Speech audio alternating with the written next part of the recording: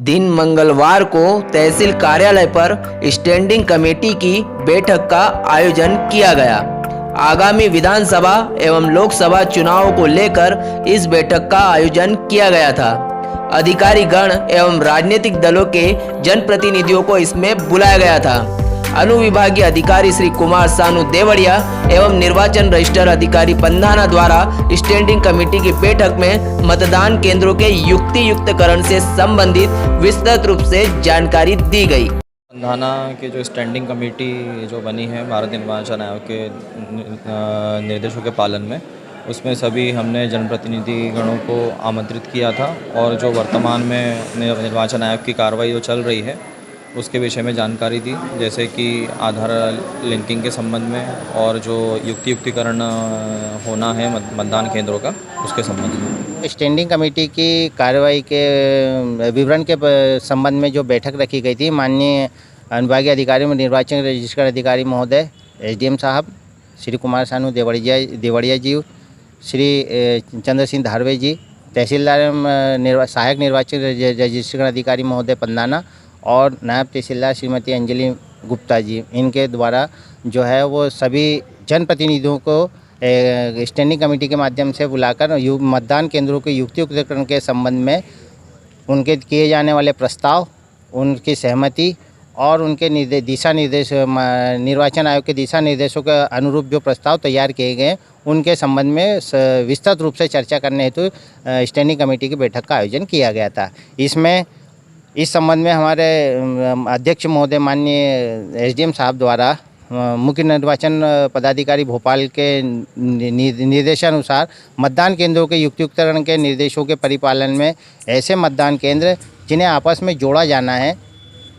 या मतदान केंद्रों को स्थानांतरित किया जाना है उनके संबंध में, या किसी मतदान केंद्र का भवन परिवर्तन किया गया हो उस संबंध में, या मतदान केंद्र के अनुभागों को स्थानांतरित किया जाना है या केवल भवन का नाम परिवर्तन किया जाना है। ऐसे मतदान केंद्र जहां पर एक ही भवन में 4 मतदान केंद्र से अधिक न हो, इन सब के विस्तृत चर्चा के लिए जो है स्टैंडिंग कमेटी की बैठक का आयोजन किया गया था, जिसमें सभी को इसके विस्तृत रूप से प्रकाश डाला गया। इसके अलावा अभी 1 अगस्त 2022 से जो आधार डाटा संग्रहण एवं लिंकिंग का जो कार्य चल रहा है उससे भी अवगत कराया गया और उसमें अपेक्षित जन सहयोग से अपेक्षित जन सहयोग चाहा गया। इसके अलावा वर्तमान में आने वाले समय में 1 अक्टूबर 2022 को वरिष्ठ नागरिक मतदाता दिवस के रूप में मनाए जाने हेतु निर्वाचन आयोग के आदेश निर्देशानुसार ऐसे मतदाता जिनकी की आयु 100 वर्ष या 100 वर्ष से अधिक है, उन लोगों को विशेष रूप से सम्मानित किए जाने हेतु एक सम्मान समिति का निर्माण कर उनको जो ऐसे वरिष्ठ नागरिक मतदाता नागरिक जो पंचायत भवन या शाला भवन पर उपस्थित होने में सक्षम है, उनका उस मतदान केंद्र या शाला भवन पे सम्मान किया जाएगा और जो असक्षम है उन्हीं मतदाता के घर पर इन्हीं सम्मान समिति के द्वारा सम्मान किए जाने के हेतु प्रस्ताव भी उसके ऊपर भी चर्चा की गई, जिनको कि सम्मानित किया जाना है। और कौन से ऐसे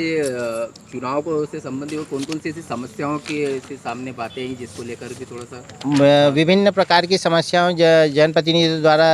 जो है उनका उठाया गया, जिसमें सबसे पहला उनके जो मुख्य रूप से जो थी उनमें ये था कि भाई जो मतदान केंद्र हैं उन्हें उनके जो है वो अभी बीएलओ के अनभिज्ञता और दूसरी चीज़ स्थानीय निर्वाचन और के जो लोकसभा विधानसभा निर्वाचन है उनमें अंतर नहीं होना उनको समझाया गया कि भाई जो नगर परिषद या जो स्थानीय निर्वाचन होता है वो स्थानीय जो मतदाता सूचियों के ऊपर होता है, लेकिन जो विधानसभा लोकसभा जो चुनाव होता है वो उसके लिए मतदाता सूची अलग होती है। दोनों के दावे आपत्ति अलग अलग लिए जाते हैं। दोनों के दावे आपत्तियों के आधार पर मतदाता सूचियों का अलग अलग निर्माण किया जाता है।